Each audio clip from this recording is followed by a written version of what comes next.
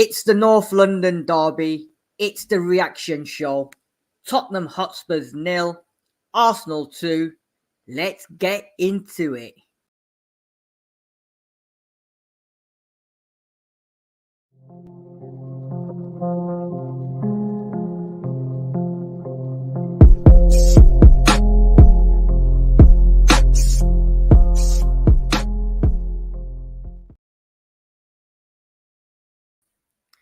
Good evening and welcome to Paxton Roads TV's reaction show, where it was Tottenham Hotspur 0, Arsenal 2 at the Tottenham Hotspur Stadium.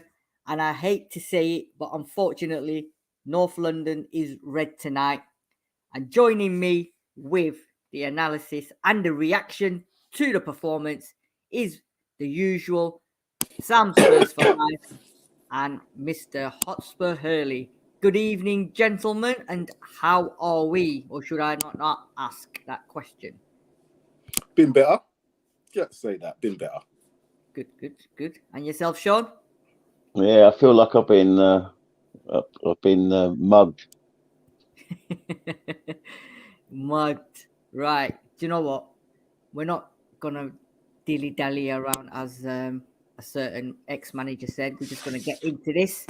So, if you don't already know, Spurs 0, Arsenal 2, a Lloris on goal, and Odegaard with a free kick.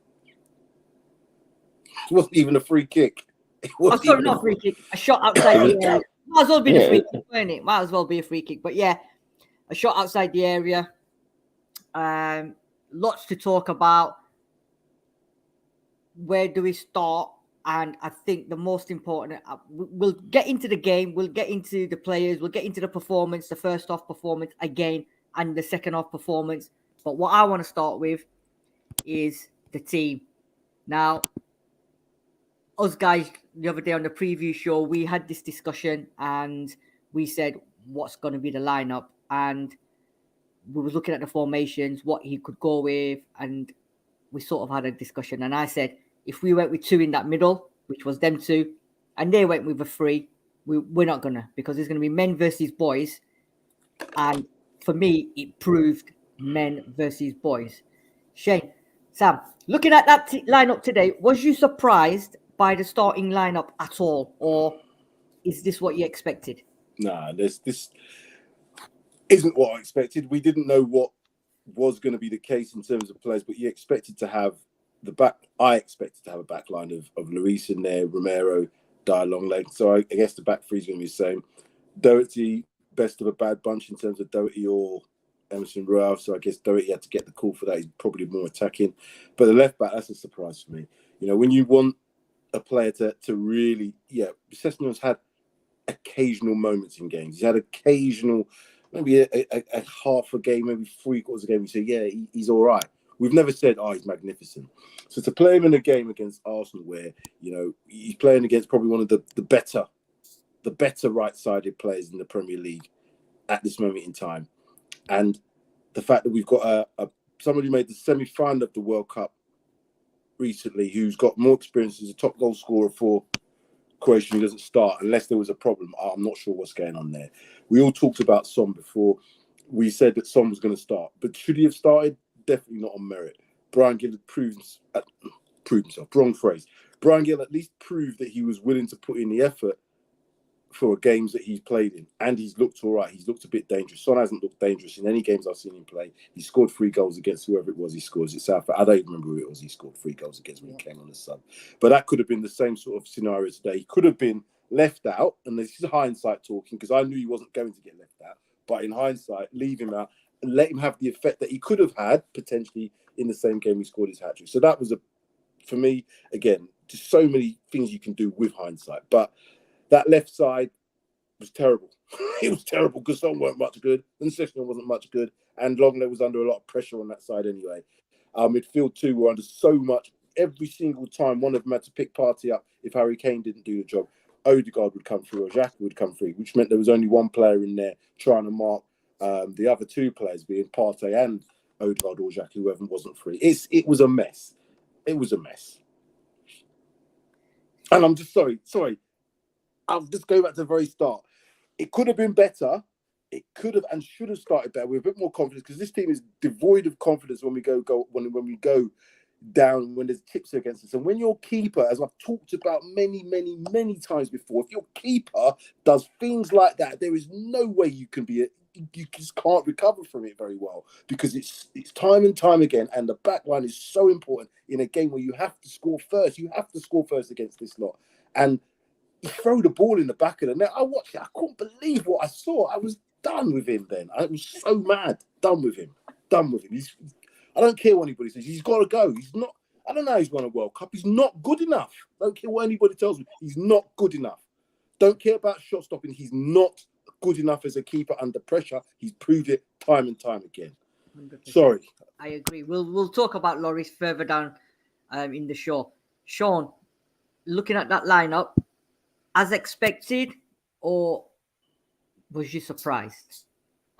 Well, the surprise was Sessegnon. I mean, if Sessegnon couldn't get past the League One right back last week, what were we expecting him to do against Ben White, who's an England international? That was to me. That was Conte gave it up before kickoff had started. Yeah. And I mean, if Perisic was fit enough to be on the bench, why wasn't he starting? I just could not believe in this game. To be honest, I mean, Sessegnon had some great games in the tail end of last season, like a lot of our players in that, the back end of last season. But this season, Sessegnon, I mean, his first 2 contributions, twice he was put free. Yeah. With acres of space in front of him, and his crosses were absolute garbage. Yeah. And when your first 2 contributions were that, he's confident, he was done. He could have been hooked after the first 10 minutes. He was that poor. And I think it summed him up that, there was that, his last contribution was when he let the ball roll under his feet in the second half. And, I mean, that just, the boy was a prospect, but his injuries, the toll has told on his body, and he's just not. He's just not got the technique. He's just not got the technique to play left wing back. I don't know, but there were a lot of. I mean, there were a lot of underperforming players. I thought Højbjerg threw in his worst performance of the season, particularly in the first half. I didn't think Kane was up to much. Son was it was like playing with 10 men. Son was dreadful. Now, let's not beat about the bush. He has been dreadful all season. Correct. All season. Yeah. And how he got picked, how he did not get substituted when they brought Richarlison on. Explain that one to me, Antonio. Explain that one.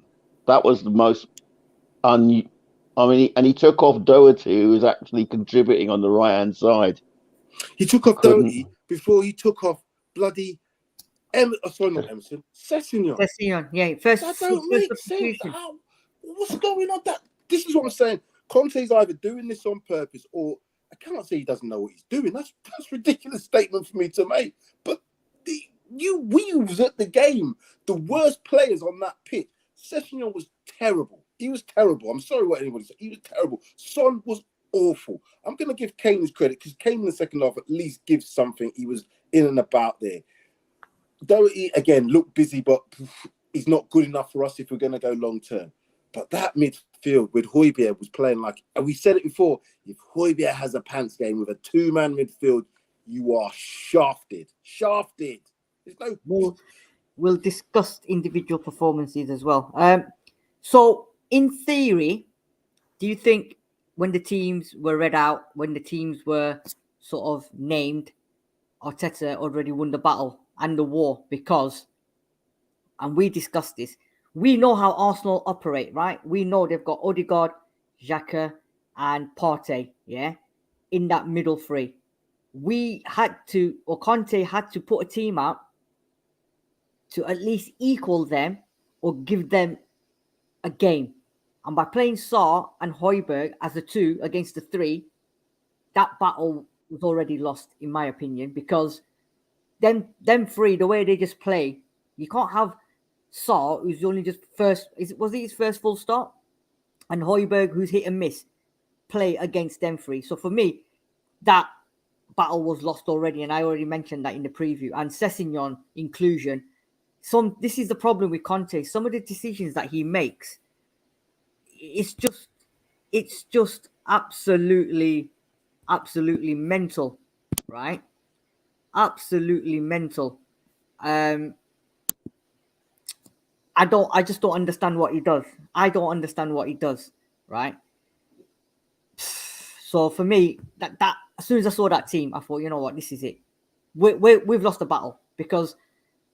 And I think the guy who sat 2 seats away from me, I said to him, Saka against Sessegnon. And in the first 5 minutes, I said to him, I told you, didn't I? I said, that's the problem we're going to get. And that was the problem, right? Team is team at the end of the day, right? You pick the team. And again, that first off performance, a lot of them just did not come out and play. And individual players, we're going to talk about that later on, right? But I just want to pick up on something. We've got an Arsenal fan waiting to come on. Shall we let him in? No. Nah. Why are they coming on now? They wouldn't have come on if they were coming on. No. I'm not playing about today. Sorry. It's okay. No should have asked us before that. Not playing with nobody on this team. No, that's good. We should have organised that before. Nah, fuck that. Cool. Fuck that. Cool. That's fine. Right. Talk about, and I'm just gonna say it anyway. Hold on. Let me just. Where's it gone? Where's my? I'm not in the mood to be wound up. Not right. Unless it was prearranged. Had we prearranged shit, then yeah, but not for people to come on and fucking. They put it in the comments if they want. Come on the show. That's fine. Right. Talk about these first half performances, please, guys. I don't understand this. Every single game, we are not starting first half. Okay. First 10, 15 minutes, we were good. And then we just let them into the game and they just went, as they do, they just took control of the game. What is it with us? Why can we not start a game like we do second halves? And then they all come out. Eric Dyer came out as well, and they all came out and said, oh, yeah, we didn't play that well first half, but we need to come out and start playing proper in the first half, not give teams the advantage. And how many times have we discussed this? If you give a team a head start, certain teams, Bournemouth, people like that, we can come back from. If you give a team like Arsenal, Man United, or somebody like that a 2-goal lead, you ain't coming back from that, regardless of how well you play in the second half. So what is it? What is this issue now with our first half? Sean, what is the problem with this? Is there a fix for it, or is it just Conte's stubbornness? And is it going to continue? Well, I thought at one stage it was part of a plan to sort of conserve energy through a very difficult season. But now I think it's just our players are not good enough. They've been found out. Too many of them are just not good enough to play at the level that we want them to. And the worst thing is that it's. The bridges are going to be burned in the summer. I would imagine that Conte will go, and I would imagine that Kane will not be far behind him, and it'll be starting from scratch with a new coach. God knows who we will appoint. But you know, too many of these players have been here for too long and aren't up to it anymore. The legs have gone, the heads are gone. In Son's case, everything's gone. You know, it's just alarming to see how the player who was the Golden Boot last year has degenerated to nothing. Nothing. He offers nothing. When I saw him line up to take that free kick in the second half, I looked at his body language. He didn't believe he was going to score. He didn't believe he was going to get it on target. And lo and behold, it was straight into the wall. The man's, I don't know, he needs dropping for his own sake. I think Conte keeps persevering, thinking he'll get him back. Yeah. But it's not happening.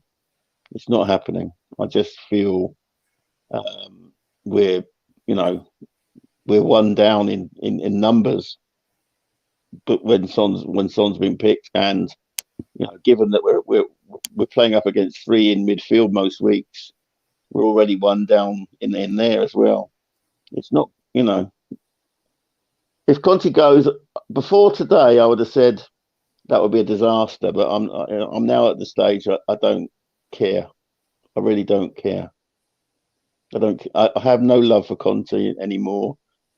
His stubbornness, his inability to affect games, his inability to, you know, I'm not a professional coach, but even I can see when we're being overrun, you've got to match 1 for 1. It was clear we were getting overrun, and he persevered with something. We didn't lay a glove on them. The worst thing is, not the worst thing is, it's not the worst thing in the world. There's a lot worse things, but I think I saw the champions today, and they weren't wearing white shirts. Yeah, but you know what? I agree with you in that sense, but just let the season pan out, because these Arsenal fans, they think they're invincible again, and they're doing well. They're very efficient, right? They're doing well. They're getting the results in. Let's see what happens against Man United next week, and they still got to play City back to back. But we know Pep's going to hand that over to Arteta anyway. But there's still time to go. I think I agree with you in the sense that it's theirs to lose now. 8 points clear. It's theirs to lose. Yeah, but you never know. You never know. We live in hope. We live in hope. You know, they're all loving it at the moment, but it is what it is at the end of the day. I mean, I think I don't think a lot of Spurs fans expected us to win today, to be fair. A lot of us, you know. I think Spurs fans today expected us to give them a game.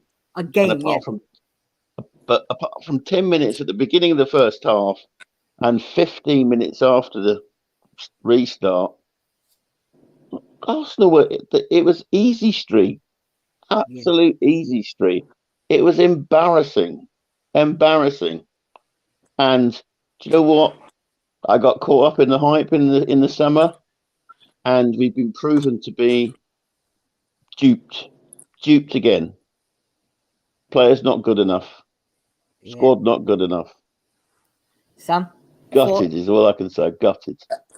You know what? The players' quality has to come into question. But again, not all the time are football matches won with quality and technique. Sometimes you just need effort. I've seen teams beat us who are not better than us. Villa came to our place and beat us. We've seen a number of games where teams of Bournemouth, another example, slapping 2 against us, you know, and then we're having to come back for games. It's not like the teams are having to play fantastically well to do anything against us, but it's a collective. We've got our mentality is shocking. Soon as that first goal went in, it wasn't just the players that went, the crowd went as well. Do you know, I was there in the crowd and here we go again. So if it's me, there's loads of people doing that, and that goes through the whole team. So as I said, Lloris is there, he's like flapping his arms. It was your fault, mate. Don't flap your arms. It's your fucking fault. It's not Lloris is directly or indirectly responsible for both goals. Yes. That's what I'm saying. Sessegnon, he's not good enough. So he's going to get beat by one of the best forwards in the Premiership. I don't mind if that happens. That's going to happen. You double up on him. You get crosses in. You expect to have crosses in. but the cross wasn't even towards the goal. The cross was towards him, and he pushed it in the net. That's unforgivable. Under 12s, that's unforgivable. If I saw that when Darius was playing and he was 8, I would have a Mardy because my keeper threw the ball in the net. And that's not the first time he's done things like this. And when that's the first goal, as I keep on saying, that first goal is all important. You can't give teams legs up. You can't give the team top of the league a leg up and expect just to be like, right, second half, we're going to do it. Because we weren't up for it after that. Nobody was. The crowd wasn't up for it. The players weren't, and the manager wasn't. Because he never made any substitutions until 67 minutes. I was there. I saw on the big screen, 67 minutes, 43 seconds was when I saw the first player come on. The first player could have come on after 15 minutes of the first half. He could have taken and made subs. I've seen managers do that. Managers who want to win. Managers who want to show fans, I will do everything. I might not make the best decision, but I'm going to do everything I can to show you that I'm trying to win a game of football. He never looked at one point like he was bothered. And that's wrong to say about our manager. Right, so it's not just him I'm blaming, because it's not. Son, what's going on? What's going on now? We have to talk about that maybe in another show or something. But his level of footballing ability today was poor. Level of footballing ability, passing the ball 5-10 yards. You know, his cross. Did you see some of the corners he took today? Again, what is going on? It's not the first time he's taking corners as shockingly as I've seen today, and they're still allowing him to take them. What's going on? We have to ask questions about what's going on, because this can't be right. It can't be right. And the thing is, if he doesn't take the corners, Perisic is not on the pitch. Who else in that team can take a corner, right? There isn't anyone. Why was he even taking that free kick in the second half as well? Second question, I don't know. But in Son, I don't know what's happened since he's had that injury, since he's gone to Korea, and since he's modeled them underwear wherever he was modeling, right? And he's become an icon. His form has dipped. Yeah. He went as far as saying the mask was uncomfortable. He wasn't seeing out of it properly. He ditched it. It made no difference whether he played with that mask on or whether he took the mask off. He is, and I was saying to Sean before when I was chatting to him over the phone, at the moment, he reminds me of Delhi, the way Delhi's form just dipped and sort of disintegrated as he went further, along the season. He's doing that. The problem with Delhi was he got dropped. He wasn't brought on. He was left out of the squad. Son is not being left out of the squad. Son is getting game time over and over again. I agree with you guys again today. How he was not the first player to be substituted today beggars belief, right? He even stayed on the pitch. Beggars belief. So what is Conte on the touchline seeing that the fans in the stadium are not seeing? It's just... Sure. Can I just quickly say he's not because he can see that. He knows Son's not playing well. What he's got is he's basically saying to us as fans, as the manager, we've got 2 players, maybe 3 players that he considers to be undroppable: Son, Kane, and Lloris. If all of them players have bad games, we don't win football matches. I don't kill anybody. We don't win football matches. It's proven. It's proven over the season that we don't win football matches if those 3 players don't play well, if they're not in a team. So one had an awful game today. The other one didn't have much better than him. And the third one didn't really contribute, although he was probably the best of those 3, and that's Harry Kane. Not had his best game again because he's not taking the game by the scruff of the neck. I saw too many times Partey was the main linchpin. He just picked the ball up in the space between the midfield and the defence, and nobody from Spurs were able to pick him up without leaving somebody else free. All Arsenal did was rotate us around. There's 2. So Harry Kane might have dropped in to pick him up. So they had another player free. They'd have one of the defenders free, because they like to get on the ball. So all they did was just pop it around. And as soon as then Harry Kane says, right, I'm not going to go on Partey. Partey's here free as a bird. He can pick any passes. Somebody else goes and moves. Odegaard moves into the space. They go and mark him. Xhaka moves into the space. It's just about tactics and rotation. And if Conte cannot see that, he shouldn't be managing any football team, let alone Spurs. I agree. Right. 31 people watching. Please like, subscribe, and follow this channel. Just smash the like button, please. Just smash the like button. Having a Spurs meltdown, obviously. all the Gooners are in as well. Just smash the like button, guys. I know you guys are really happy, so just smash the like button. Let's have a look at a couple of the comments first, Sam, and then what we'll do is we'll look at the possession and that, and then we'll continue the discussion. Right, Tom Lowry, good evening. Sadly, not unexpected, utterly pathetic. He follows that up by saying, "Time for Lloris to go. Great servant to the club, but he's done. Go and pay 60 million on Pickford and have it done with." I don't think Pickford's going to come to us. What we need to look at is, and I still don't think Pickford's the right keeper for us anyway, but let's see what happens with that. Kevin Murray is saying here, it's very difficult, Sam, to judge the entire team on that game. I'm disappointed, but the first 20 minutes we were completely outplayed.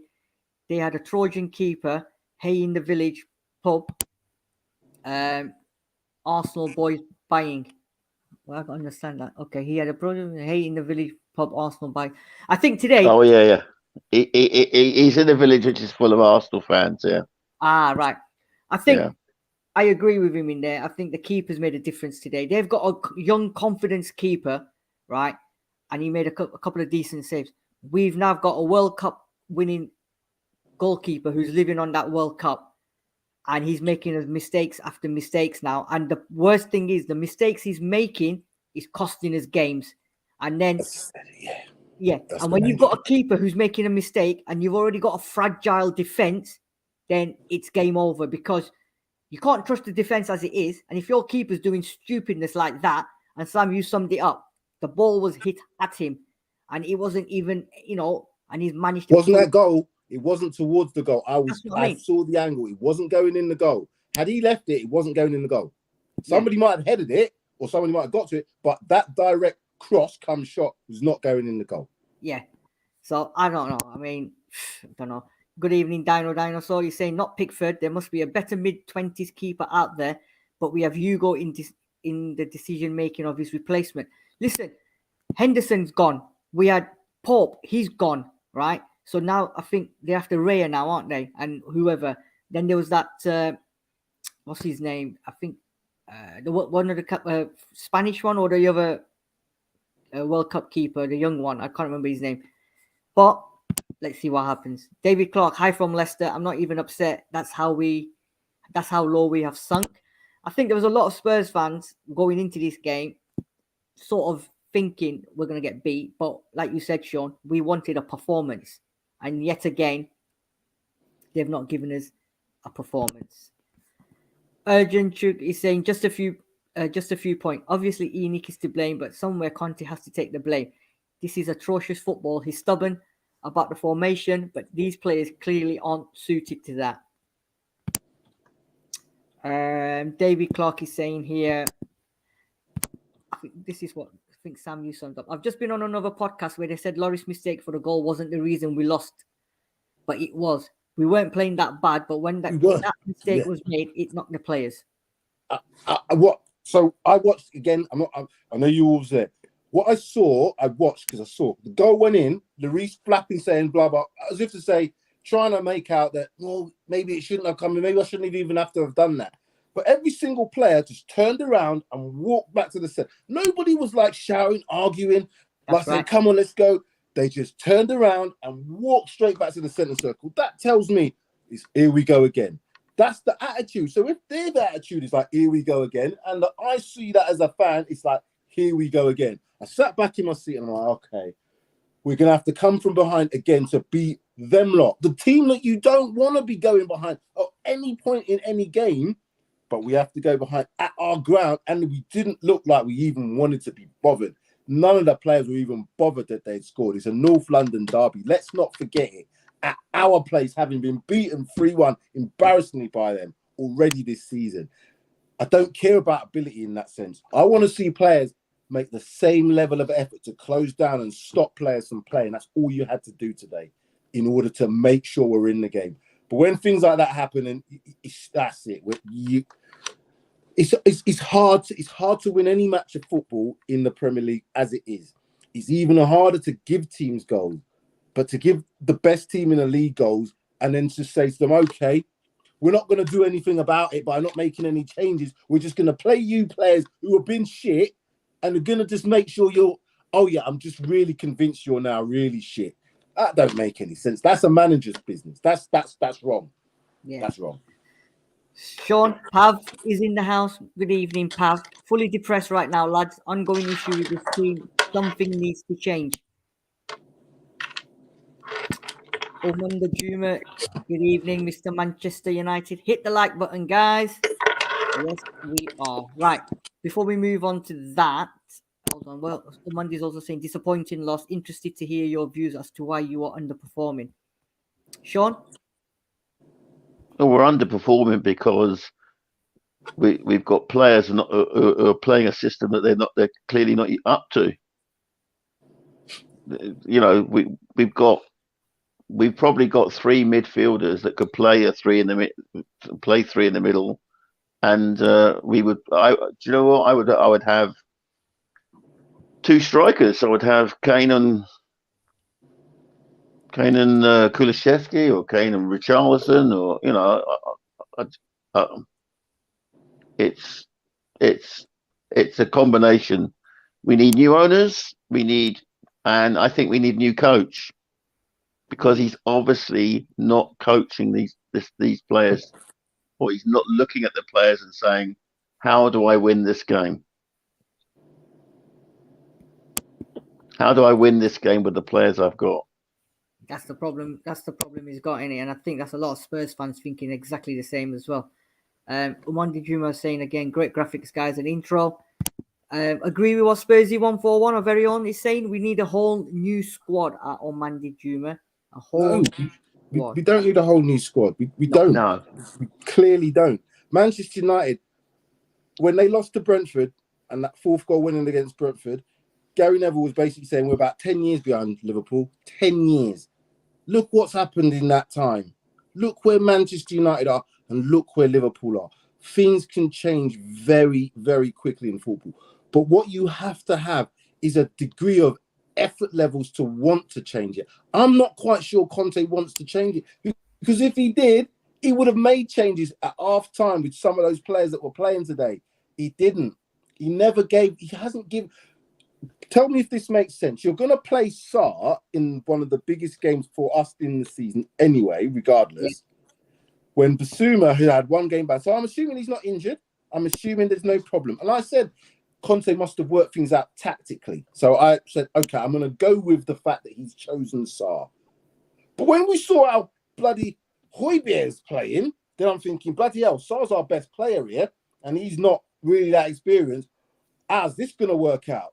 Is he going to make a change? Is he going to bolster that midfielder so at least he's protecting the young kid, who is a young kid, but still had a good game, in my opinion? Or is he going to let that just pan out as it did with Hojbjerg just doing this here, almost like a Sissoko, pointing and doing that whole direction thing, which he used to do really well, and he was shocking.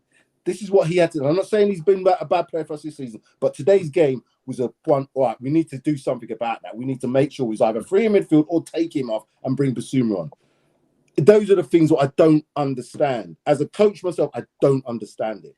Did me and Sean were discussing this just before we came on air? Did you see that pass in the second half where he went to make a pass and he went into row Z, and it looked like a clearance? And I'm like, he was trying to play it off the Arsenal player to get a throw in. Yeah, and it was he couldn't even execute that properly. It was shocking. And to be fair, I mean, I think Hojbjerg has been one of our better players this season, and I wouldn't, I wouldn't like to sort of, cast that up as what he's been like most of the season. No, this is the biggest game of the season. They've never won at our new stadium until today. Yeah. Until today, the one record that we were looking to preserve. Even I would have taken a draw. Yeah. But do you know what? As soon as we went 1-0 down, we never looked like we could still be playing now. Not scoring. And we wouldn't be scoring. We had to get that goal back fairly either late on in the first half or very, very early in the second half. Neither of which happened. We knocked on the huff and puff. But I always thought if Arsenal really, really turned up the gear and thrown 9 men forward, because they were throwing 6 men forward at times, and that's what I said. The difference between them is they threw all their fair play forward. They had the holding player in Xhaka, and then they relied on their defenders in terms of Saliba what's his name, the other centre back, to be able to defend. But they're Gabriel. so hard. If you get round that press, which again, the pitch is massive, but we haven't got wing backs who are capable. We hadn't got anybody that was capable of just beating that. Sarr did it a couple of times, but this is what I'm saying. Players like Basuma, ideal for that. Both the midfielder, we all saw it. Everybody next to me was like, well, we can't win this game with those players, because every time we was outnumbered, you said it on the WhatsApp group, you said yourself, Sid and Sean. Is there something that we're not picking up on as fans in this system that we either can't see, or there is just it's this, because I cannot understand not making substitutions, but I cannot understand persisting with a system that was just so easy to play through. Once we'd gone a goal down. Now, different matter, had we not conceded, we might have been able a different team, but not when you're chasing like that, man. Awful. Right. Do you know, there was a point about 35 minutes into the first half, I think it was 35, something like that. They had every player, every one of their players was in our half. We're the home team. Yeah. They had every player, apart from Ramsdale, in our half. That is not acceptable. And I tell you, managers have been chased out of this club for worse than that. Yeah, agree. Right, let's have a look at the stats. 51% possession to us, 49% to them. We had 17 shots, they had 14. We had 7 on target, they had 5 on target. I believe 17 shots, but apparently 14 were in the second half. I might be wrong, but I think 14 of them were in the second half. Looking at that, I mean, we did more in the first 6 minutes of the second half than we'd done in the whole of the first half. Yeah. Looking at that, we're the home team and we've had 51% possession. So only 2% more possession than they did, right? 17 shots to their 14. And we had 7 on target. They had 5, which of 2 obviously were the ones that counted. Is that acceptable for a home performance against Arsenal? Or is that probably what you're thinking? It's a tough game, blah, blah, blah. That's about right. Or was you expecting a lot more than that? Do you know what? I'm not really hung up on possession. I mean, Mourinho completely outschooled Arteta, and we only had 24% possession. We won 2-0. Yeah. Possession, I'm not really concerned about, but it's shots on target. I mean, 7. That's not good enough. Not good enough. And it's just application. We were just poor. I mean, they just had. At times they seem to have 1 or 2 more players on the field than us, and that's down to the formation, and that is down to the coach. Yeah. I'm becoming more and more Conte out, I have to say, or don't renew his contract in the summer. We'll talk about that. Sam, have you got anything to add on that, or are you just it is what it is kind of these are the overall stats. Now the overall stats, once the game's done, can be looked at in different ways. Arsenal won the game 2-0. They scored the 2 goals in the first half. So they didn't really need to have the ball in the second half. So them possession stats don't really mean anything to me, because they probably had a lot more possession when they were on top, and they don't need to have the ball to score again once they're 2-0 up. So again, bollocks. The shots again for us, bollocks. When you're chasing the game and you're 2-0 down, you're going to shoot from anywhere. You're going to do anything you can, and that's what we did. Didn't score. So again, it doesn't mean anything. Shots on target. That's the stat that you need to be thinking about. What's the stat? I can't quite see it there. How many shots do we have on target? We had 7. They had 5. So 7 on target. I don't remember. And I don't remember 7 on target. Do you? Because I don't. I don't. I don't remember Ramsdale making 7 saves at all. Yeah, apparently so. 7. So there must be blocks in there, but I don't remember them blocking off the line and scurrying away. I don't remember Arsenal being under that much pressure that we had 7 shots to their 5. Yeah. Those stats don't mean anything. They don't mean nothing. The shots could have come from anywhere. They could have been blocked at any point. The stat that matters is a 2-0. And what also matters is the fact that they went 2-0 up in the first half. Yeah. Again, first half. We were 2-0 down. 2-0 down in a North London derby at home. You can't win that. You just can't win it. Not when they're playing like that. Not when they're playing. There's no chance. And I think you summed it up, Sam. You said the first goal is going to be very important in this game, and we had to score it, because if we don't score the first goal against Arsenal, then we've got a problem, because we're going to be sitting back, and they're just going to take the game, and they've got players on the counter that can kill us. And our game is relying on transition. Yeah. By scoring the first goal, you can play a Conte game with the players that you got, the transition, playing a low block, defending well, and attacking quickly. When you don't have a lead, you can't do that. You have to be on the front foot. So Arsenal allowed us to have the ball because we didn't do nothing with it. Every single time, all they did was just put pressure on you, and we gave the ball to them. Once they get it back, they can keep the ball a bit better than we did. So it's just frustrating to just know that whatever Conte has said to these players, or whatever these players do between now and whenever they train and whatever, some of it is just down to just actual, do you want this? Do you want this? I don't think they did today. David Clark is saying here, I watched Brighton, and apart from a couple of players, they haven't got world beaters, but their football is magnificent. They make us look like a pub team. But we've beaten Brighton. Southampton beat Manchester City the other day in the Cup. I know it was in the Cup, but Manchester City had 11 players on that pitch that have all played in that first team regularly, and apart from the goalkeeper. And they got schooled, in my opinion, by Southampton. No excuses. There's none. None in football for effort. None. Kevin Murray saying here, God almighty, work tomorrow. It will be hard to listen to them. Bite my lips and move on. On another podcast before Christmas, I said that we will finish 7th, and I'm sticking to that. We will be back to our 12 defeats a season. David Clark. Brenny K74 is saying, good evening, guys. About time we did the double over you. 3 points and on to the next one. I'm assuming he's a gooner. Chris Moss, Time Sports, Conte to Serie A and MA Magical Type unit he has made. Wow. Why are you guys going at our keepers too? Because our keepers is making us mistakes. That's costing us game.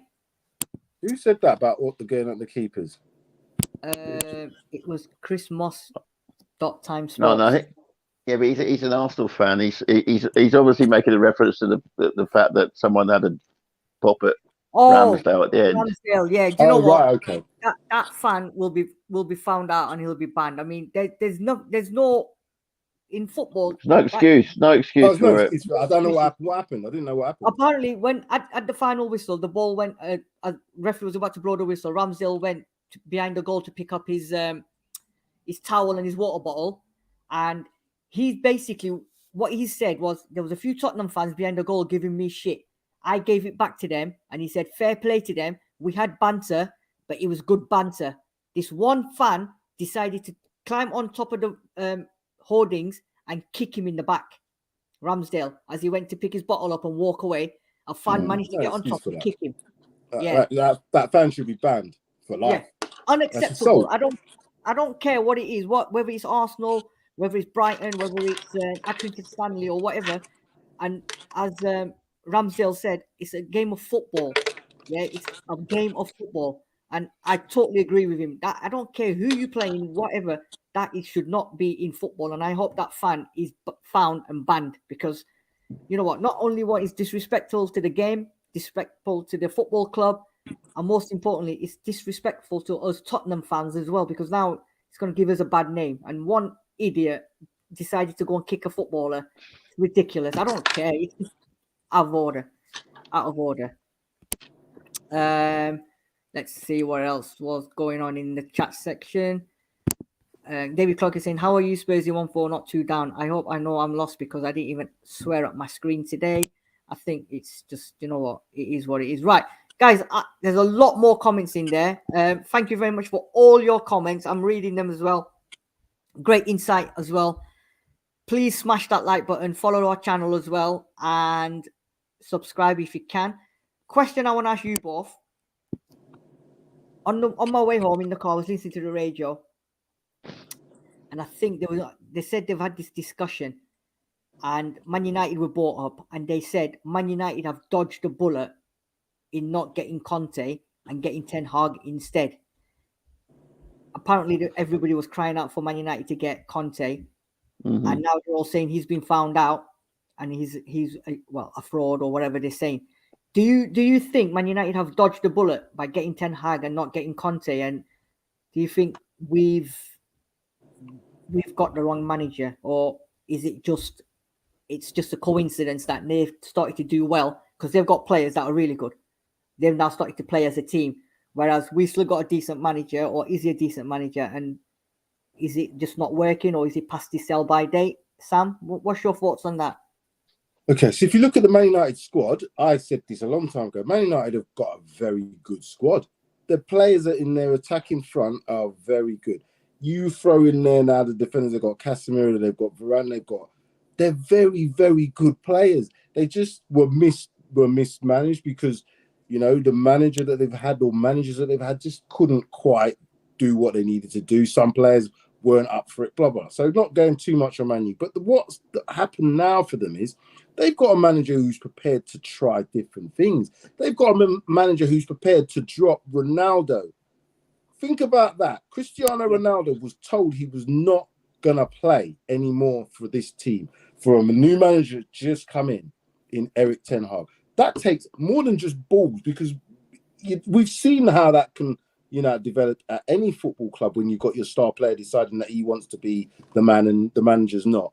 But he got through that. He's also been able to play different systems, not what he wants to play, what he's known from his Dutch system. He's played what he's got. He's got very quick players who are quick on the transition. He's got one or two players in terms of Bruno Fernandes and who can maybe manipulate the ball and get it into the players that need to do the job. That's what you do when you've got certain tools available to you. You don't stick to your method and think, right, it's going to work, it's going to work, it's going to work, if you don't have the tools to be able to carry it out. That's where I think that they have dodged the bullet in that sense. I don't want us to get rid of Conte, but Conte also has to be a little bit less, stiff in his approach. He's so much, I'm 3-4-3, even when we haven't got the personnel to play, even when the personnel are injured, he still wants to persist with the same formation. That's stubbornness. Sean, any thoughts on that? Yeah, no, I think they have got themselves a very good coach who's been prepared to make unpopular decisions. It's interesting that when he was, you know, bombing Ronaldo out, the top brass didn't say anything one way or another. I get the impression that they were kind of waiting to see whether it worked or not. They've now found out that it works, and I think, you know, United will go from strength to strength. They've you know, Casemiro's been an absolute, you know, monster for them in midfield. The other thing is he was prepared to bomb out the club captain, Harry Maguire, who cost £80 million. Exactly. You know what I mean? It's you've got to take these really unpopular decisions and work, you know, with players in order to secure results. And, you know, Sure. I think, let me ask you, if he was still playing Harry Maguire now on a regular basis, would Man United be in the same position they are now? I don't believe so. If they were playing Ronaldo in the same situation now, would they be the same team? I don't believe so. So those two decisions in themselves, he had to take that on the chin. Because if he got them wrong, had it not been so great and the fans had turned because of Ronaldo or the Harry Maguire thing because he's 80 million, he'd probably be in the same situation as that Harry Potter is at Chelsea. Graham Potter. I know his name's Graham Potter, but I call him Harry Potter because he's going to have to do some miracles. However, that's the same sort of thing, under so much pressure because the club is so big, but he's handled that well. Well, and he's getting results, and they're in third place. Just 1 point behind Manchester City. When they were lost to Brentford, everybody said Man United were done. 10 years this. Look where they are now. I don't care. You can sort your team out. You just need to be prepared to sort it out and do what needs to be done. We're not doing what needs to be done. Yeah. He's rediscovered Rashford. Yes. He's rebuilt Rashford. Rashford was you know, not working, but now he's he's back to the Rashford when he first came into the team. Yeah, agree. I have a lot of respect for EBT. He's done really well, and Manchester United will go from strength to strength. I see it's there. I see it's more them than City, which poses a threat to Arsenal.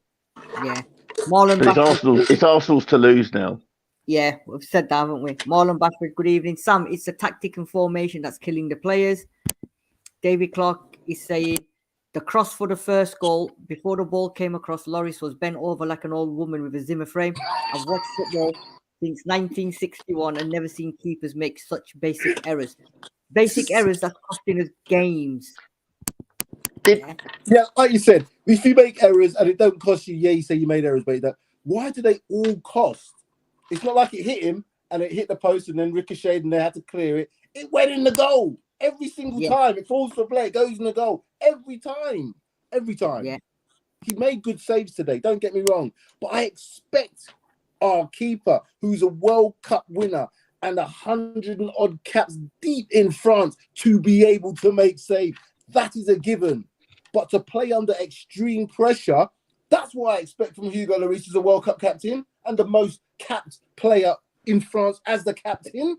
Come on now, this is bollocks we're talking about. I'm not sugarcoating Lloris no more. I don't care. He cannot be our keeper going forward next season. If we don't have another keeper, we're going to be in exactly the same position we are now. And a lot of other things have to change as well. Agree. Mary McGee is saying here, I saw Arteta walk out the tunnel today like he'd already won. I saw Conte come out looking like he'd already lost. Does this man even care? I was sort of closely watching as well on the touchline, and there wasn't that much animation coming out from Conte at all today. I was quite surprised. His name wasn't sang out as well.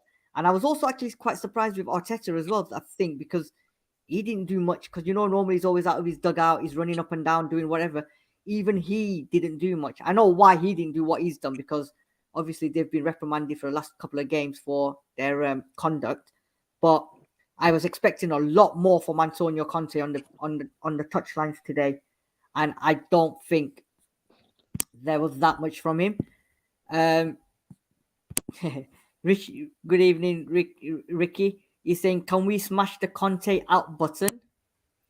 Problem with that one, Ricky, is if we are going to smash the Conte out button, then you know what? The button that's left is Poch in. And do you want Poch back in? That will be another show, another time. But I know what I don't want. Ricky's also saying here 4 errors this season from Lloris and his cost us. Correct.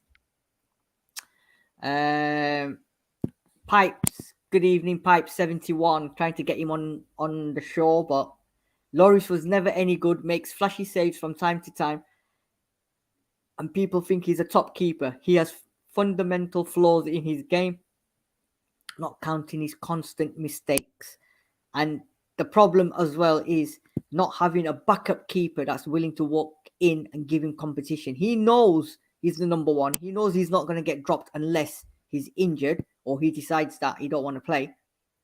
We don't have a manager that is willing to take a gamble on a keeper and say, you know what, mate, I'd like Sean with Son, take a gamble and say, listen, you're not playing well, and I can't have my team playing with 10 men every single game, waiting for you to decide to start playing. So Son and Lloris, maybe Conte needs to look at them and say, you know what, I'm going to drop you if I have to, but he's not. Pipes is also saying here, he's the most overrated keeper in the Premiership history. How he's got 140 caps for France is a shocking indictment to French keepers. I don't think French have got any other keeper, have they? I think he's overcooking his argument there. Yeah. Lloris was a very fine keeper when you played a high line, but we don't play a high line anymore because we've got no pace in our defence. Yeah. So he's declined, but to say he was never a good goalkeeper, Pipes, you're talking out of your backside, my friend. Yeah. I mean, you don't win a World Cup if you're crap, right? I know it's a team effort, but he was part of that team, and a keeper has to play well as well to get you to the World Cup.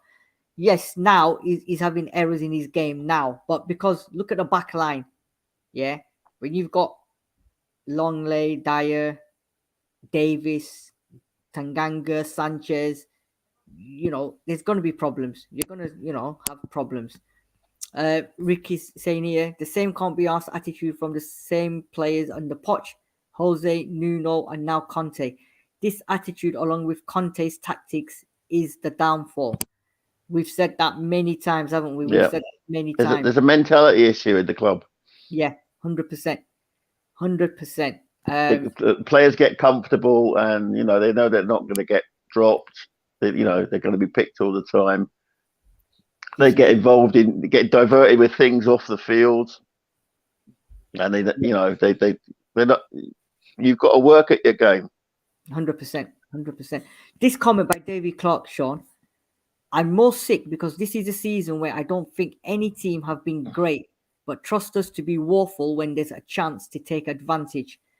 Totally agree with David there. We discussed this, didn't we, at the beginning of the season, where it's going to be a World Cup year.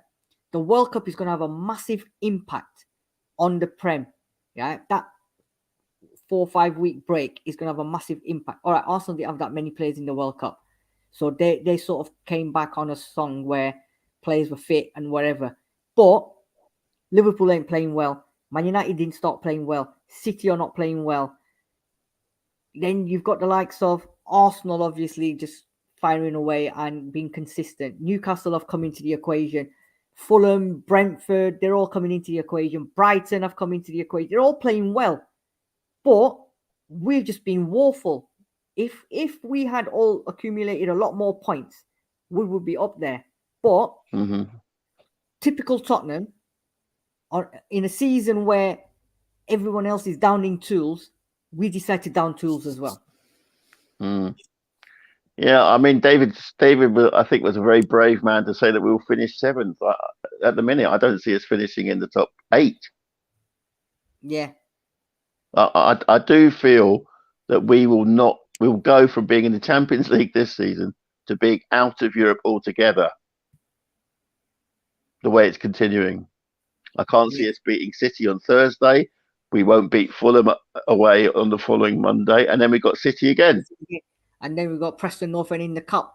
And Preston North End is my hometown. I was born and bred there. Imagine if we went to Preston North End and they'd done us over. Oh my God, I won't be able to set foot in Preston ever again.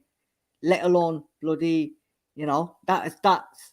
I mean, I'll be so happy for Preston North End. But obviously, Tottenham's mine. I mean, again, just like in the league, where teams are falling by the wayside, the draw is drawing Premier League team against Premier League team. The draw is opening up. Do you know what my worst fear is? I mean, it's bad enough that Arsenal will win the league. If they were to beat City in the FA Cup, they could do another double. Yeah. They could do another double. Exactly. And it's not beyond them. It's not beyond them. Of course not. David Clark is saying here, because Ten Hag is not stubborn. He's willing to change his tactics and formation to suit their opponents, whereas Conte sticks to the same tactics every week. And that's I think that is correct. He's been, like you said, and what Sam said, he's dropped players, because it's a team. And he wants to see a team. And I think, what was his quote the other day? He said, Manchester United is a football club waiting to explode. It's like a firework display or something. He said, all I've got to do is ignite the fuse. And once it erupts, the whole stadium and the whole of Manchester will erupt. And that is exactly what he's doing. Because, he's got players now playing for them as a team, as a unit, and for the manager. Whereas I don't think we've got players wanting to play for Conte, because Conte is stubborn in his way, sticks to the set players that he thinks or he wants to play with. Spence, prime example, not giving him an opportunity and saying he's not my player. I never bought him. He's a club signing. But you haven't got any better wing backs at the moment. Give him a chance. But he's that stubborn that he's not willing to do that.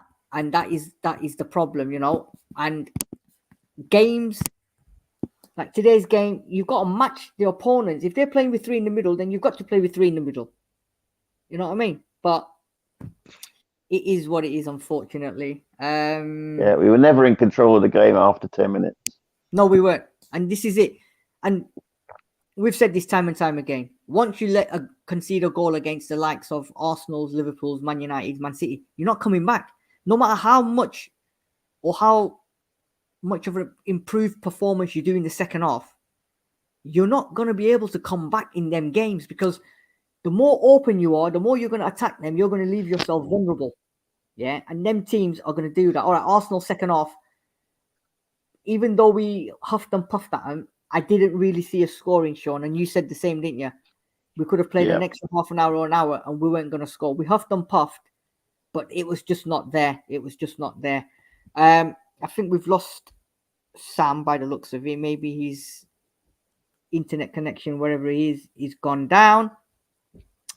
I've just had to plug my phone in because I was worried that it was No, do you know what? So I think we'll wrap it up. We'll wrap it up.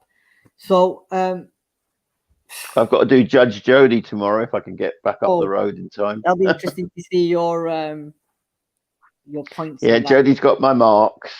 She'll know what I thought.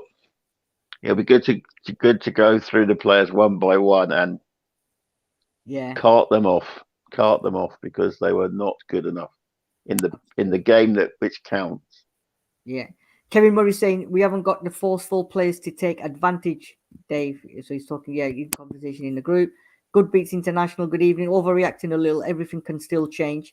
I don't know. Yeah, it can change. It can get worse. Yeah. Jews Nuts is saying good evening, Jews. Levy, pull the trigger and get the Dash man, Sean Dash. Big Sam's on the booze. Sam's on the booze. I think Big Sam's waiting on the call as well, but he's already got 2 calls from Merseyside. Now he's probably going to get a call from Tottenham as well. What else is there going on in the group? You know what? There's a lot of interaction in the comment section. Thank you very much, everyone that's joined us and put your comments in there. Don't forget to smash that like button. Please follow the channel as well and subscribe to Paxton Road TV. We're also going into sort of a transformation as well, where we've got 2 parallel running at the moment, and we're hoping to move into the other one. David Clark is just putting the icing on the cake. Don't forget, all those loan players are back in the summer. God.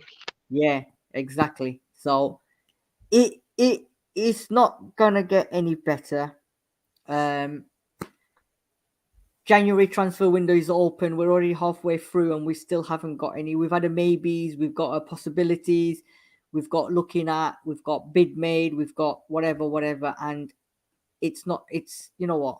I've told a lot of Spurs fans, I said, don't hold your breath because no one's going to come to us. We're just going to huff and puff and Daniel Levy's going to do what Daniel Levy does. Oh, we tried to get the player, but somebody else came in. They wanted too much money. The player was under contract. I'm not expecting any new incomings. I don't know if you are, Sean, but I'm definitely not expecting any incomings. No, I think there won't be any players until the summer when we have a new coach. Yeah, that's what I'm thinking as well. Right, Sean, I think enough is enough. We've lost 2-0. The better team on the day won. We never performed again as usual. 100%. Congratulations to Arsenal. That was a masterful performance. Exactly. You came to us. After what happened at the Tottenham Hotspur Stadium last season, you came, you saw, and you conquered. You got the 3 points. Fair play to them. Final thoughts on the game. Final thoughts in general, Sean, before we just say arrivederci. We are at a crossroads, and the next few games will tell us what will happen to the rest of the season. I don't expect a reaction against City. I think City realise that they're going to have, if they want to win the title, they're going to have to work a lot harder. Yeah. And I don't think we haven't got the players currently in form I mean, if if we had Son, we might have a chance. But as I said, today it was like playing with 10 men. We start with 10 men, and we finish with, I don't know, 9. It seemed like that. Yeah, you know what? I've been the last couple of games. I've not seen improvements. Villa was shocking. Today was shocking again. I'm not even holding my breath for Man City and Fulham, like you said, Sean. And then we've got City again as well. I'm not holding my breath. The only question now is my thoughts are, what's Conte's reaction going to be? Is he just going to say, you know what? I've had enough. Enough is enough. I'm going. Or is he going to hold out till the summer? The contract's not going to get signed in January. And then he goes in the summer and says, well, I told you so. I wanted patience. I wanted my players. And I got neither because the chairman's just not willing to back me. And the players weren't good enough. And the signings that I got weren't the players that I wanted. They were club players. So I don't know if it gets any better. Personally, I think it's going to get worse. And a lot of fans have been saying that. And those are them calling for the return of Pochettino. Yeah. It won't be the same Pochettino. No. I mean, it won't be the same Pochettino. It won't be,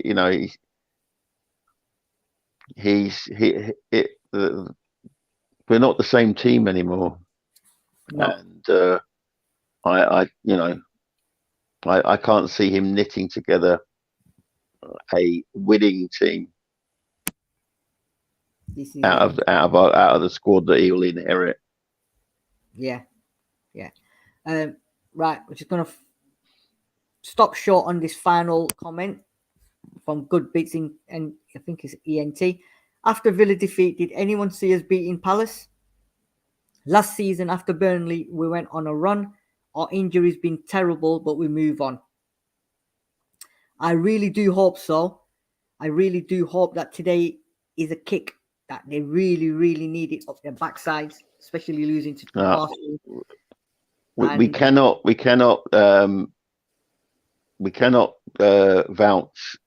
We cannot just rely on the injuries. Yes, we've had some injuries, but we've also had some players who are just bang out of form. Bang out of form. This is it. And that's the worrying thing. Across the back line, up front on the left. And today, one of the two midfielders. Exactly. Totally out of form. Exactly. But you know what? It's football. We're Tottenham Hotspur fans. We go through it. We've gone through it for years and years, and it's hard pill to swallow losing to them 2-0 for them to beat us for the first time since 2014. First time at the new stadium. And first time at the new stadium. And the worst thing is the 8 points clear at the top of the league. So, you know what? I hope everyone had a good weekend. Look forward to next week. Thank you very much for joining us. It's been an absolute pleasure for all your comments, reading all your comments as well. And all I can say is bear with us, bear with Tottenham Hotspur, and hopefully Tottenham Hotspur will be back and will please the fans. It's been a pleasure. Spurs 0, Arsenal 2. Good evening and enjoy, should I say, the rest of your evening.